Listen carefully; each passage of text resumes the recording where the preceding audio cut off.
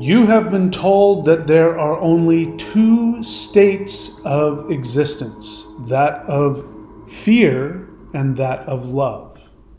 You are further encouraged to seek to be in a state of love exclusively as opposed to being in a state of fear. That sounds pretty good.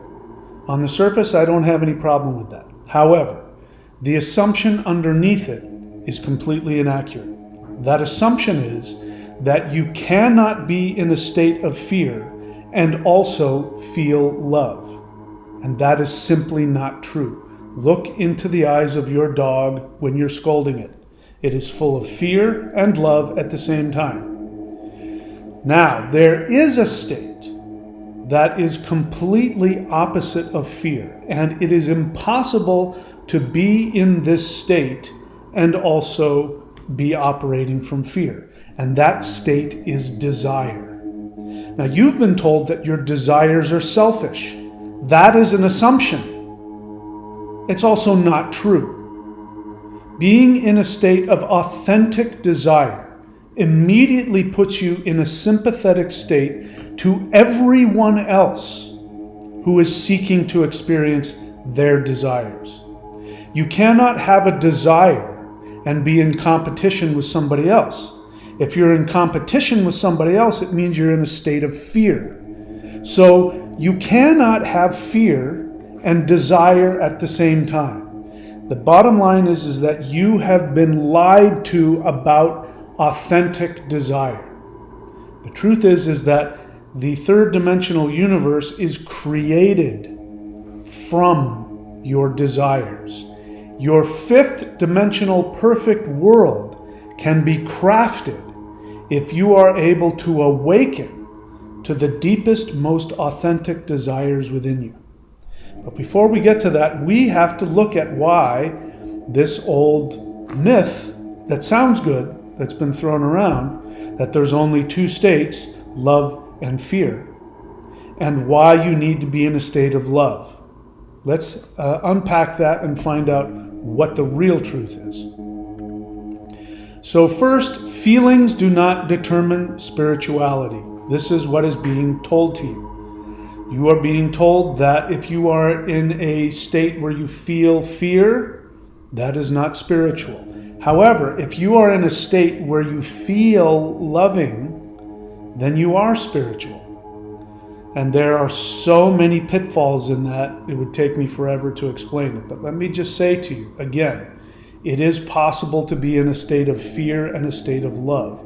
I completely agree that if you operate from a state of fear and if you take actions based on that, you are guaranteed to create damage for yourself and for others. And since we've learned it is possible to be in a simultaneous state of fear and love, then that myth we have to get rid of.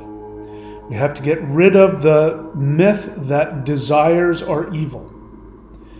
Christianity told you this, that you can't have any of your own selfish desires because then you are in opposition to God. So you have to be free of desire. Even Eastern religion has fallen into this trap where they try and tell you, you must be free of desire. I have to tell you that there is a difference between being free of attachment and being free of desire. You can have complete connection to your authentic desires and have no attachments. You can be deeply into your fear and you will definitely be attached. So people conflate attachments with desires. And the truth is that, again, third dimension, fifth dimension, 10th dimension, these states of manifestation are created from only one vibration, and that is authentic desire. So acting from emotion is passive. So to say that you must be in a state of love to be spiritual, again, the assumption is that's a feeling. You know, again, I do research for this when I do videos, and I clicked around on YouTube and I listened to spiritual teachers talking about how to get yourself in a state of love. And what they were talking about is how to get yourself in a certain feeling. But bear in mind, love by itself as a feeling, it doesn't mean anything. Love has an object. Love is an action towards a person or an object. And it is not, I have to make myself feel better. So in other words, feeling clingy doesn't mean love. You might want to feel better by being close to somebody and being kind to them and giving them back rubs. That doesn't necessarily mean that you're operating from a conscious state of unconditional love. You might have attachments towards them loving you back. So let's get over this idea that love as a feeling is some spiritual state. And that if you just get in that state of love, then you'll be spiritual. So many things wrong with that, but let's keep going. So love is not a feeling, it is an action. Love is not a feeling, it is an action. That means that you can be acting from love and be feeling homicidal rage towards the person you are acting loving towards. The only thing that is required to take an action of love is to be consciously aware of what that other person either truly desires or truly needs in that moment. And you have to be willing to give that to that person unconditionally, with no desire for repayment, even if doing so fills you with rage. The person who can do that, who has the power to act on that, even while being in a completely selfish state of feeling, that is the person who has true love. Not the person who is filled with squishy, clingy feelings, who was going around giving everybody cookies and back rubs. There's nothing wrong with that, but that doesn't mean that person is operating from love. It's a feeling, and feelings are passive. It means that you are a victim of whatever emotion is inside of you. And again, the idea that fear versus love operates from the assumption that you are a victim of your emotions. So a truly spiritual person is somebody who is independent of their immediate emotional or physical state. That is true conscious awareness, and that is true power. To be able to take conscious action regardless of how you're feeling.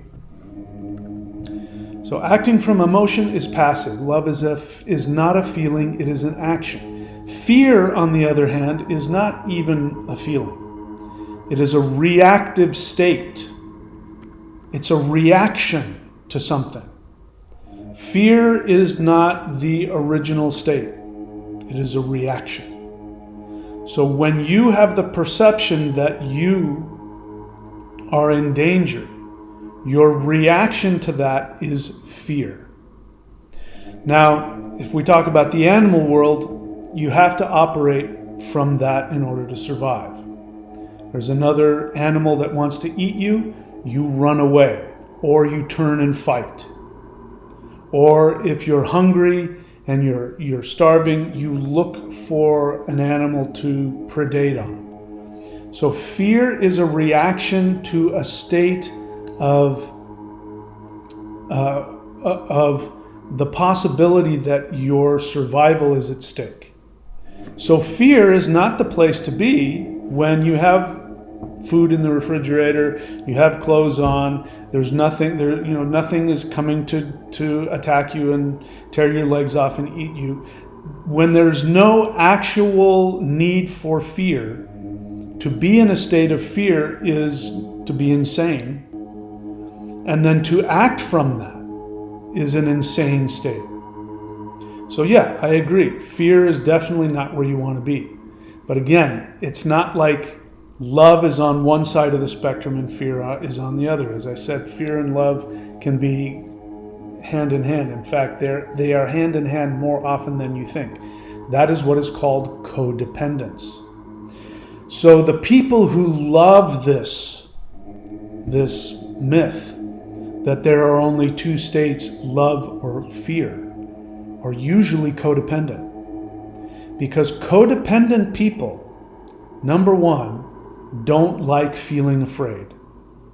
So many times they will mask their fear by acting in a people-pleasing manner. Now, people-pleasing is not love. Love is unconditional. Love says, I can see what it is that you truly want and or what you truly need in this moment, and I'm going to give that to you, even if that doesn't meet my needs and or makes me upset. That's love. I want nothing from you. I'm only interested in doing what is necessary if I'm able to be helpful to you. That's love. Having a squishy feeling where you feel the need to connect with somebody or you need to make somebody feel better, that is selfish. It means that you're operating from, number one, a selfish state because you want something from that person, even if it's to look good. The other thing about people pleasers is that they're not pleasing people because they're really thinking about other people. They are pleasing people, well, there's many reasons they do it, but one of them is they are pleasing people so that they can feel that they're a good person. And if they're a good person, then people will love and respect them. People will like them. This is narcissism, covert narcissism, needing to look good. So this whole idea of you're either in a state of fear or in a state of love, that is a very virtue signaling statement in and of itself. I'm always in a state of love. I'm a loving person. I'm not fearful. I'm not angry. I'm full of love. Can you see my aura shining now? But to say I am in a state of self-driven desire, I am authentically operating from my own selfish desires, that doesn't look so good, does it? That's why people don't go around saying there's only two states, love or desire. Because people feel guilty about their desires and they can't tell the difference. They conflate their desires with their selfish attachments, wanting to please people to either feel good, make them feel good, to look good. Another reason why people go around pleasing others is because they are in a state of fear. They're in a state of shame. They're in a state of tremendous discomfort. They also have anger, but because they're codependent, it doesn't look good to say that you're angry. You were shamed as a little child if you were angry. Your parents said, I'll give you something to cry about. And you learned to pretend that you weren't upset about anything. So you go into life trying to tell everybody, I'm not upset, I'm not angry. No, I'm full of love. I'm full of peace. That's virtue signaling. But it's also coming from a state of fear because you don't want to be punished. You don't want to be rejected. You don't want to be judged. So you turn yourself into the perfect Jesus figure walking around, giving unconditionally, saving people, and look how good I am. So the statement itself is a codependent statement of virtue signaling. So let's get back to it here. So love is not a feeling, it's an action. Fear is a reactive state. It's not a true feeling. Conscious awareness is beyond emotion. Okay, so let me be clear. I am one of those people that teaches that you must be conscious of all of your feelings. That's how you learn how to act opposite your feelings, by the way. If you stuff your feelings down because you feel shame or guilt or fear, or because you just don't want to deal with the discomfort of your feelings, you are guaranteed to be driven by them. Your feelings will determine your actions. This is why people who want you to believe that there's only love or fear, and if I can just be in a state of love, then I'll act right, is actually wrong. Because again, you can be in a state of tremendous fear and have tremendous love, and your goal will be to people please in order to be accepted. This is what the powers that be want from you. They want you to be in a compliant state. And this is why in the past, kings and queens and rulers have identified themselves as either God or the window to God, the representation of God. That's why the Bible says very clearly, the New Testament very clearly says, obey your leaders. It's very clear. So the whole idea of people pleasing is about not upsetting people. And the leaders want to put themselves in the position of God so that you will want to please God.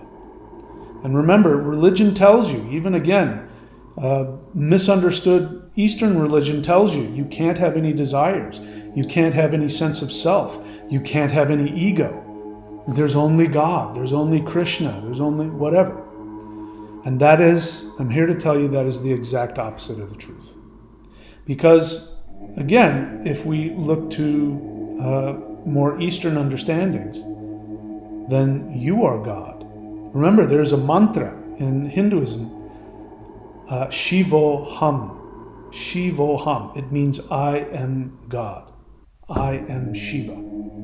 That is blasphemous to Western religion. Why? Because Western religion was created by imperial rulers who sought to control you and to use you. And if they can put you in a codependent state so that you are seeking to please them by never having any negative feelings, why is it? I mean, I can't believe how many, when I watch YouTube on my smart TV, there are all of these medications that are coming up for all of these psychological problems that I never knew existed. And they're all based on telling you, listen, if you don't feel good, take this pill and you won't have any negative feelings.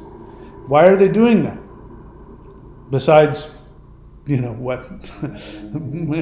besides going into some other conspiratorial states. Why are they doing this? Because they want you to be operating from, I don't want to feel my feelings, or I want to feel positive. I don't care what my actions are. And that's where they want you to be. Again, fear versus love. Love is a feeling. In their definition, love is a feeling. So, conscious awareness is beyond emotion. Acting from consciousness is opposite fear. Why is that? Because you can have feelings of fear and act directly opposite those fears.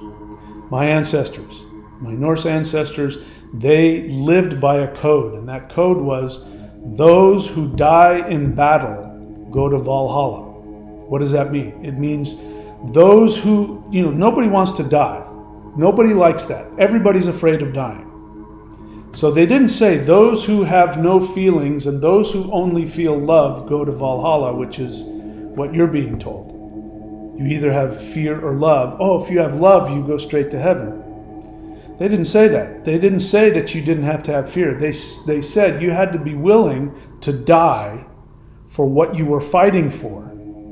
And if you were willing to do that, you would reach your goal, the highest state of heaven, Valhalla. And they're not saying that you have to get stabbed in the eye with an ice pick in order to go to Valhalla, although a lot of them interpreted it that way. What it means is that you must be willing to act from your desires, regardless of the perceived threat and or your feelings. They didn't say you're not supposed to have your feelings. That's what you're being told today. You're not supposed to have them. Here, take this pill. Here are all the horrible side effects. I mean, it might kill you. Death has happened. I mean, it's amazing that they say that. Some side effects include blah, blah, blah, blah, blah. And then they'll say, and in some cases, death has happened. You take this and it might kill you. But, you'll feel better. And then you'll do what we tell you. If you do what we tell you, you'll feel better. That is the exact opposite of what our ancestors taught, which is those who are willing to take conscious actions towards what they truly desire and are willing to die in the pursuit of that, those people will achieve the highest spiritual state. It's the exact opposite of what you're being told. So acting from consciousness is the opposite of fear, not because it gets rid of the fear, but it means that you act from consciousness, not from your feelings or your impulses. Remember, fear is an impulse. By the way, here's the truth about it. Fear, there's only, I think, 3 inborn fears. The rest are learned. You are learned these other fears. You are trained to feel these other fears. The first is the fear of heights. So a baby is afraid of falling from heights. The second one is the fear of sudden movement. So a baby is afraid of some sudden movement coming at them, a rock or a branch or, whatever, an eagle. They have an inborn fear of that. And the third one is the fear of loud noises. So all of those have to do with immediate physical dangers. And they don't have any other inborn fears beyond that. So that means if they do come up with fears, they will be fears that have been programmed into them through trauma or through the direct training of their parents. So the idea that you can be in a state of fear and operating from a state of fear when there's nothing physically coming at you means that you're insane. And how insane is a person who has a loving feeling when they're also having a feeling of fear? This is the third dimensional world. So this is why get rid of this. It's a trap. It's a trap that speaks of a superficial half-truth, and it accomplishes 2 things. Number 1, it accomplishes what everybody wants, even people in the spiritual world. What they want is to be free of their uncomfortable feelings.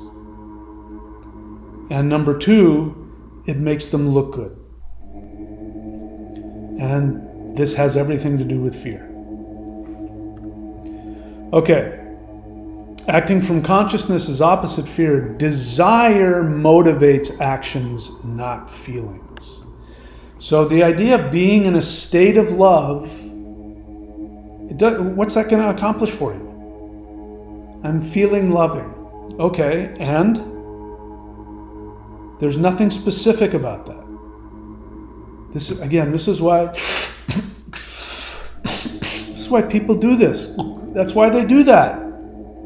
Have you been around people when you're sober and they get drunk?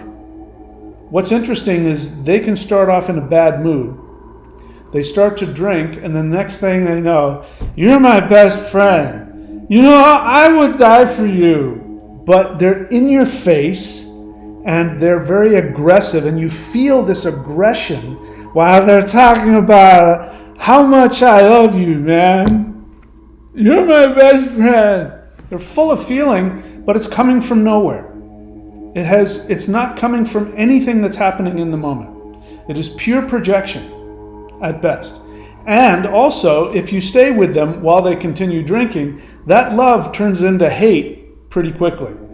They can go from, you're my best friend, to, your problem is, within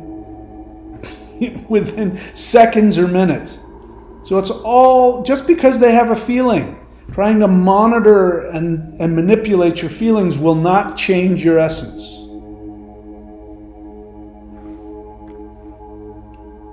So, desire motivates actions, not feelings. Feelings motivate reactions only. Feelings motivate your reactions. You're feeling in a loving state. Somebody does something. Oh, you operate. You're in a fearful state. Somebody does something. You attack or you run away. It's going to motivate your reactions. And a conscious person is somebody, regardless of the situation and regardless of their feelings, knows what is the most beneficial action for themselves and others. So the other thing that is inaccurate about you either have fear or love is that you're either focusing on yourself or you're focusing on others. Now this is a common thing in the law of one, which is why I tell people the law of one did not come from ETs, it came from human beings, because it's codependent. Because they say there's the law of polarity, which is you either are operating for yourself or for others. And to the extent that you are operating for others instead of yourself, you are spiritual. And that's pure nonsense. The fundamental assumption of the universe is completely, totally backwards in that belief. Because my assumption that I'm giving to you, which I've learned as a result of interacting with higher dimensional beings and all the other stuff I've done in my life, is that you are connected to everybody. This is the hypocrisy in the law of one, is that it says you are everything is connected. Oh yeah, and then by the way, there's this law of polarity where if you act on yourself, you're being bad, but if you operate for others, you're being good. That assumes that there's a polarity in the universe, and that's not accurate. The most frightening, the most revolutionary thought is that your honest, authentic desires are in fact the most loving act towards anyone else. If you act towards fulfilling your deepest desires, you automatically act in a way that helps other people achieve their desires. Now, they may not know that. If they're in a state of polarity, if they're in a state of fear, then your actions might absolutely, completely infuriate them, or frighten them, or intimidate them, because you're doing what you want. We see this in families all the time. You grow up in a family of bankers, and your dad says, okay, you're going to be CEO of bank in the rear end, and you say, I don't want to be a banker, I want to be an artist. So you're going to follow your father's footsteps like I followed my father's footsteps, and so you're filled with shame about doing what you want. And so again, this is what buys into all of that. Anyway, I'm getting off into the woods here. So feelings motivate reactions only. If you follow your soul desire, manifested reality will morph itself to align with your desires. So this is something that I've learned recently, and I've always known that the most spiritual thing to do was to follow my deepest authentic desires of my soul, and that if I did that, the universe would treat me like God, meaning the universe would give me all of the resources that I needed to fulfill my desires, because that's God walking around wanting to fulfill his desires. So we, the matrix, must give God everything he needs.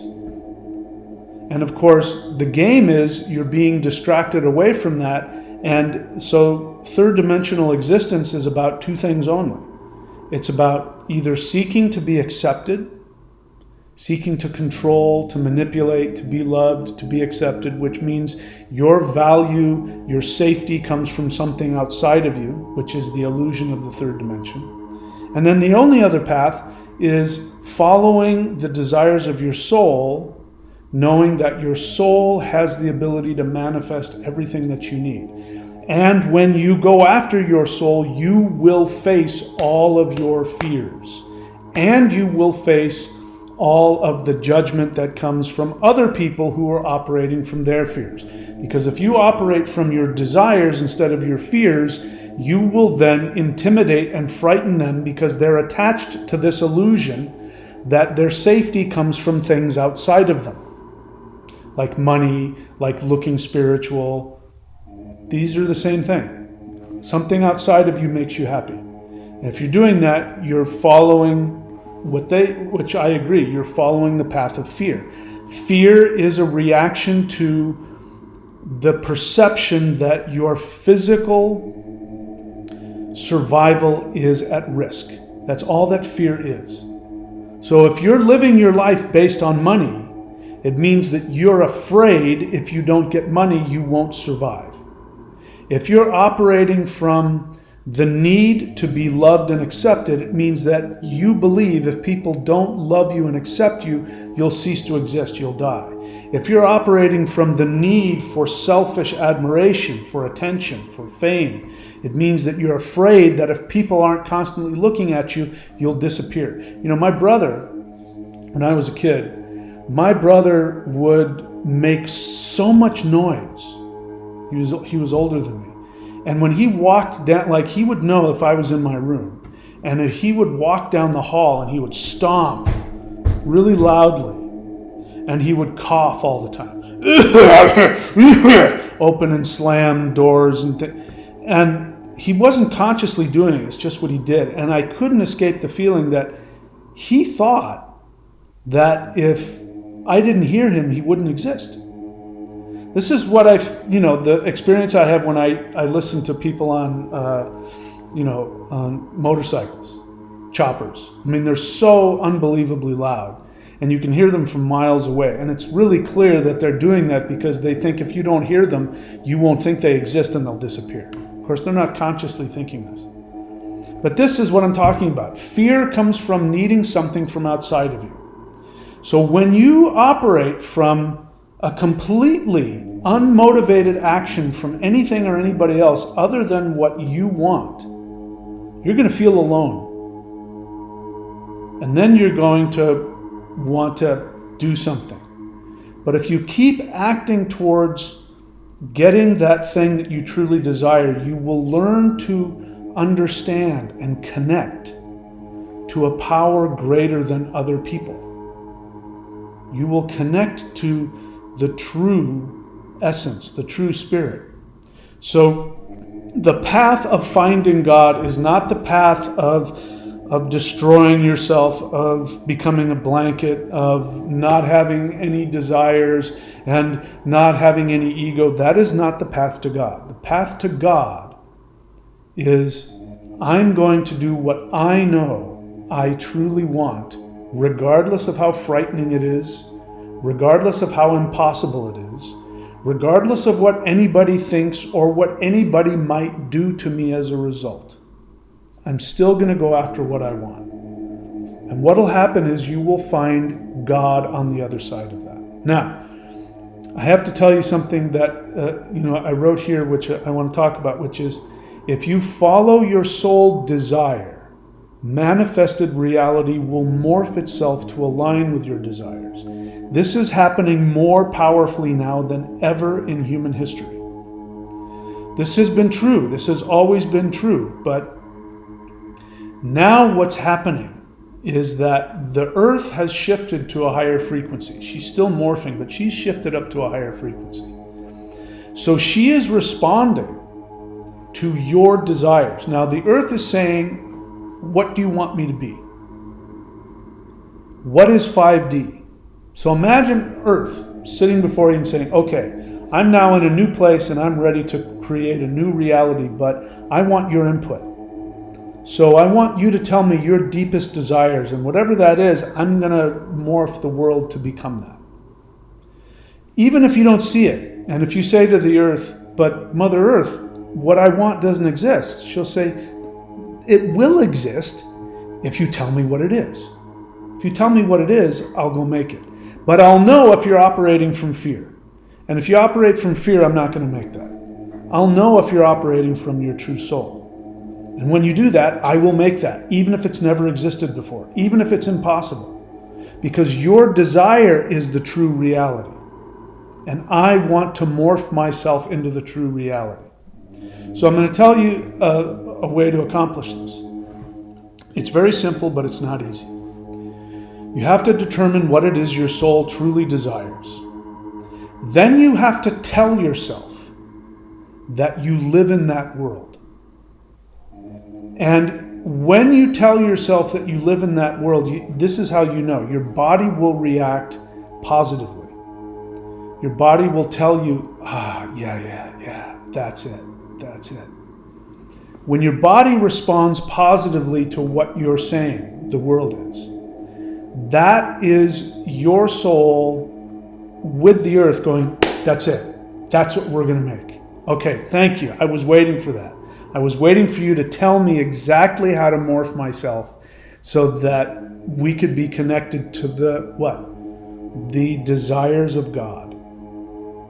The desires of God are within your soul. So let me read it again. If you follow your soul desire, manifested reality will morph itself to align with your desires. So ask yourself, what fantasy gives you joy? Then act towards it, and 3D shifts to 5D. When you're operating from your soul, it becomes very simple. Now, people screw it up. I know, because I'm watching myself trying to screw it up. But it's a very simple process.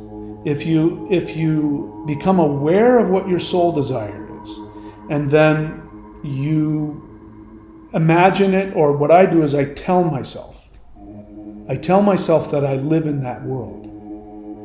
And I state it as a fact. And my body, I know I'm on the right track because my body goes, yeah. Now I just keep doing that. And then what happens is my reality starts to shift to that. Now what will happen is the path of least resistance will make itself known to you. Now what will happen is the path of least resistance will make itself known to you. But your fear part of you, the part of you that wants to be accepted by things outside of you, will fight that. You might even be afraid. It might be very frightening, the thought of following the path of least resistance. You're going to want to screw it up for two reasons. It gives you a feeling of control, because if you're following the flow, the path of least resistance, you're not consciously controlling, you're just simply downloading and following it, which is not the third dimensional way. So that's what I do. And I've shared it in the past. I won't go into all the details, but here's what I was telling myself just a couple months ago. And it wasn't true. It didn't exist. What I was telling myself was, I said, you know what? I'm on vacation. And I am living here in this wonderful subtropical beach paradise, but I'm only here during the warm months because I'm on vacation. And the moment that it starts to get cold, I then go on a surf trip and I surf perfect waves the rest of the year. And then I come back here in the summer when it's warm. Now, none of that was true. In fact, not only was it not true, it was impossible. I had been trying to figure out where I could go, where I could live, and for various reasons, I was stuck here. But the moment that I started telling myself a fantasy that my body liked, that didn't exist, that aligned with my deepest needs and desires, that world magically became real. I won't get into the details, but there were things that started to happen that will manifest between now and next year that didn't exist a year ago. And they're completely aligned exactly to my deepest desires. Now, I only have one thing left to do now. I know exactly what I want. It has now made itself clear. I have to follow that path, and that is frightening. That's exciting and scary, but that's what I'm going to do. That is probably going to be similar to you. But in order for you to do that, you must first know exactly what your true desires are. And most people don't. Most people can't tell the difference between what they're told to want and what they truly want. So if you want my help with that, you can put a comment in, a question in the comments. How can you get a session with me? And I'll tell you exactly how. Because if you give me an hour, I can help you find out exactly what your soul desire is. And then if you need help, if you want to keep working with me, I can teach you and show you how to act on it. Okay, so ask yourself what fantasy gives you joy, then act towards it, and 3D will shift to 5D. You must awaken to your true desires. Now, we need more. We need power. This is something that is necessary right now during this shift. We need power to awaken to our highest consciousness, and then we need power to act towards it. So this is basically what I offer here on this channel.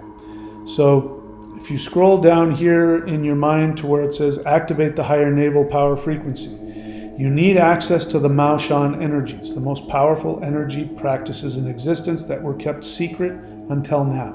I'm now revealing them to the world. So the first one is summoning the immortals. That you can find if you go here to thunderwizard.com, click on shop. You will see summoning the immortals there at the bottom. It's inexpensive, everybody can afford it. Do it, and the reason I made it was so that you would feel the energy. It is one of the most advanced practices I've ever shared, and once you feel the energy, you'll know I'm telling you the truth. If you don't feel the energy, feel free to move on. Don't listen to anything I say. I don't expect you to believe me. I want you to prove it for yourself. This is the first step in doing that. The next thing that you're going to want to take a look at, you don't have to do all of these things, but look at Celestial Qigong. Again, click on thunderwizard.com, click on shop. You'll see it right there on the bottom right. Celestial Qigong, the foundation of Maoshan energy work. Very simple movements, very simple postures. This will open up the energy, the electromagnetic energy of the heart that is the portal to higher dimensions. This is something that has been kept secret for over 2,000 years. I'm revealing it to the world. Even other Taoists don't know that this exists. All right, so the next thing that you can take a look at doing is doing the Lightning Qigong. That one, you go to thunderwizard.com, and this time you click on memberships. You'll see there Warrior 90-Day Lightning Qigong. Click on that. You'll have access to practices that will open your Qi meridians, your life force energy meridians, your Kundalini nadis and the chakras, and the Shi, the energy of the Maoshan that connects to higher dimensions. You'll have all three of these going. Your body will be prepared to handle higher dimensional connections and give you the power to act on and know what it truly means to lose your ego, which is completely different from what you're being told. Okay, so then you want to go to the Xuan Wu Qigong. I recommend everybody do that no matter what level they're at. This is the Dark Warrior and the Tortoise and Snake Maoshan Martial Qigong form. You see me doing it here. This is gathering yin and yang. This practice will awaken it will satisfy your root chakra, which is needing to feel secure. It will balance the yin and yang in you, and it will give you access to your your navel center, which will give your mind the ability to see the new world that is being created, and it will give you the ability to act towards it regardless of your perception of the fears associated with it. So go check that out. Xuan Wu, Dark Warrior of the North. I think everybody should be doing that. That's how powerful I think that is. And then we go to the 5-element Maoshan forms. Again, you can get that here at maoshan.thunderwizard.com and or go to thunderwizard.com and click on shop, and you'll see it there. See at the bottom there, wood set, and then up at the right, metal, and then fire, water, and then there's earth. Get all 5 of the elements, because we've been talking about emotions. The powers that be are trying to get you to numb yourself so that you don't have any emotions, and or you think you're having positive emotions all the time. That is a lie. They're doing that just so that they can control you. Again, if you operate from emotions, they can easily manipulate you. If you're somebody that takes action regardless of your fears, your impulses, and your emotions, you can never be controlled, and you are a danger to them. So in order to do that, you have to experience your emotions, and you have to cleanse them, and you have to balance them. And this is what working with the 5 elements does. And that's what these Mao Shan 5-element spirit fighting practices will do. They will give you that ability, and it will shift you up to a higher frequency so that you will be operating from a higher emotional frequency, which isn't motivated by fear. You won't know until you experience it. Next thing that I recommend is to do the Hands of Infinity. This will give you power over the 3rd dimension. This will give you the ability to actually have mastery and control over the 3rd dimension. So you can find that maoshan.thunderwizard.com or thunderwizard.com. After that, there are practices which I am in the process of editing. I've filmed myself doing them. I'm going to edit them. And those are opening up the heart chakra, which will allow you to be an immortal. You'll be able to tap into this boundless, blissful, happy, true joy from the soul, not the fake love, not that, but actual bliss from higher dimensions. And then there's going to be a practice for the 3rd eye, which will give you the power to literally destroy evil. You will be at such a high state of consciousness that you'll be able to see and know and understand. And the power, that practice was the one thing that I wasn't allowed to share with anybody or tell anybody about, because people who, in fact, I had to jump through a bunch of hoops just to get to be able to be taught that practice because of how powerful it is. So we're in a state now where human beings need this power. I'm going to be giving it out. So these 2 practices aren't available yet, but the ones for the lower center are, and you see it here, activate the higher naval power frequency, and steps 1 and 2 are involved in that. And again, all of those can be found at the websites that you see here. Go check them out. You know where to go. All right, so that's it, my friends. I love you all. Again, the idea is that desire will free you. It's not about whether you're in a state of fear or whether you're in a state of love. It's whether you're in a state of fear or you're in a state of desire. Those are the 2 states. Love comes as a result of that. Love is just the natural outpouring of you getting your desires fulfilled. I'm going to say that again. It's the last thing I'm going to say.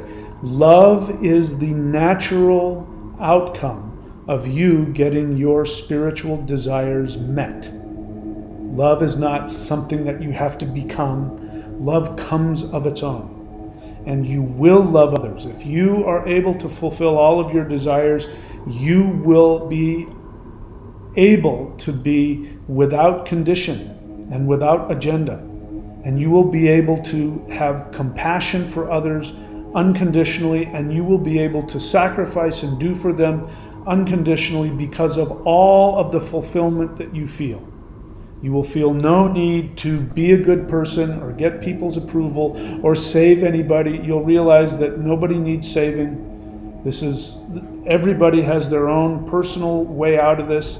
You incarnated into this world, and only you can get yourself out. You can't save anybody else. And anyway, I could go on and on and on, but I'll leave it there. So that's it, my friends. I love you all. Please be very good to yourselves. I will see you all very soon. See you tonight. We've got another live guided interdimensional meditation at 8:30. We do it every Wednesday and Saturday. It's free. If you can't make it, go to the live section on the YouTube channel and follow along. I guarantee you, if you do it with any kind of sincerity, you will have an experience. That's it. I love you all. Please be very good to yourselves.